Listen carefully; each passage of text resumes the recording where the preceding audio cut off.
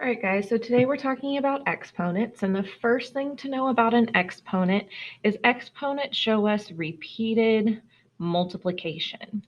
Okay, so it's a way of us multiplying the same number over and over and over and over.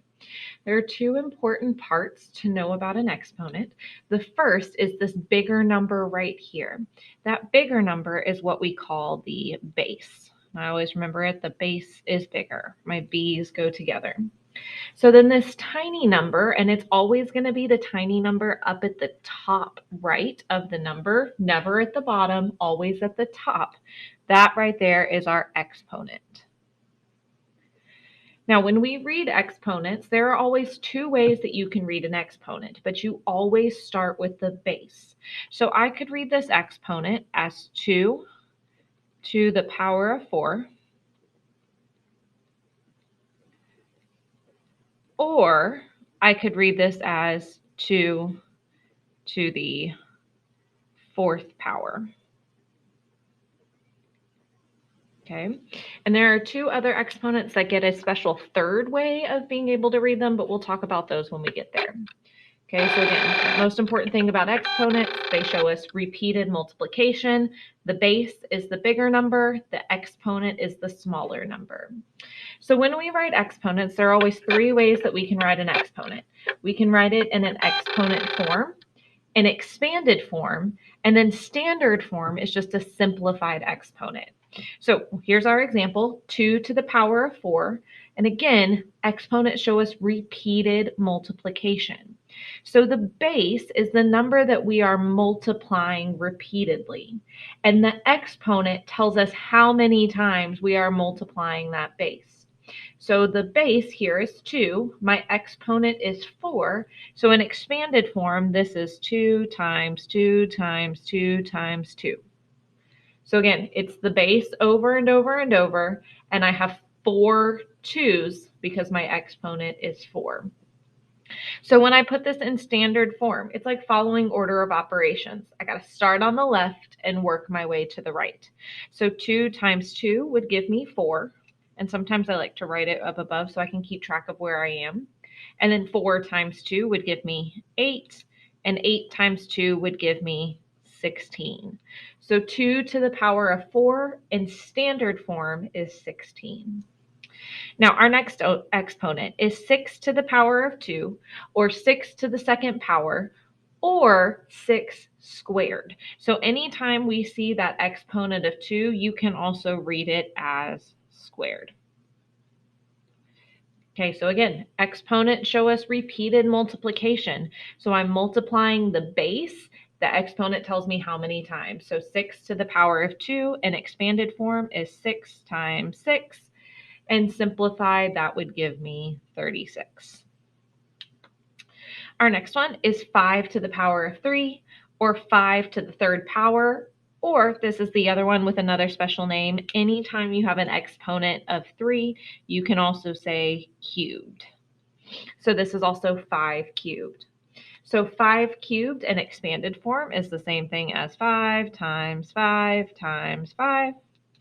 Simplified, 5 times 5 is 25. 25 times 5 is 125. Our next one is 1 to the 4th power, or 1 to the power of 4. In expanded form, that's the same thing as 1 times 1 times 1 times 1. And of course, whatever I multiply by 1, I just end up with the same number. So 1 times 1 times 1 times 1 gives me 1. So anytime you have a base of 1, you're always going to get an answer of 1. Our next one is 3 cubed, which is the same thing as 3 times 3 times 3. So 3 times 3 would give me 9. 9 times 3 would give me 27. I have our next one, 8 to the power of 1. Well, again, if exponents show us repeated multiplication, and I'm multiplying the base by whatever my exponent tells me, this says that I only need 1/8, which means my answer here is just 8.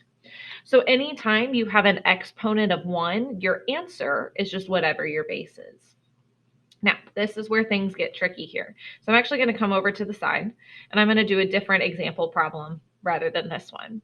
So I'm going to create my problem, and let's go back to our original of 2 to the power of 4, which we said the same thing was 2 times 2 times 2 times 2, which gave me 16. Well, I'm going to take my exponent down by one number. So I'm going to leave the base 2, but this time I'm going to do an exponent of 3. So if I have 2 to the power of 3, that's the same thing as 2 times 2 times 2. So 2 times 2 would give me 4. 4 times 2 would give me 8. I'm going to take my exponent down again one number. So I have 2 squared. So that's the same thing as 2 times 2, which would give me 4. So what's happening here is each time I bring my exponent down one number, I'm ending up dividing my simplified number by whatever my base is. So 16 divided by 2 would give me 8. 8 divided by 2 would give me 4. And let's see if this pattern continues. So my next one would be 2 to the power of 1, which we just said anytime we have a power of 1, our answer is just that base. So 2 to the power of 1 would give me 2. And again, this checks out. 4 divided by 2 would give me 2. So if that's our trend, I'm just dividing by 2 every single time. Then 2 to the power of 0, 2 divided by 2 would give me 1. So anytime we have an exponent, anytime a base is raised to the power of 0, your answer is going to be 1. So for example, 3 to the power of 0. Well, let's start with 3 cubed because we've done that one. So we said 3 cubed gave me a simplified answer of 27. 3 squared would give me a simplified answer of 9, which 27 divided by 3 gives me 9. 3 to the power of 1 would give me 3, and 9 divided by 3 would give me 3. So again, 3 to the power of 0, if I stick with dividing by the base, 3 divided by 3 would give me 1. So anytime you have an exponent of 0, your answer is always going to be 1. So 99 to the power of 0 is just 1. Oops, there went my phone. Come on. 3 to the power of 0, same thing, power of 0. It's just 1. So again, important thing with exponents here, they show us repeated multiplication. The base is the bigger number, the exponent is the smaller number.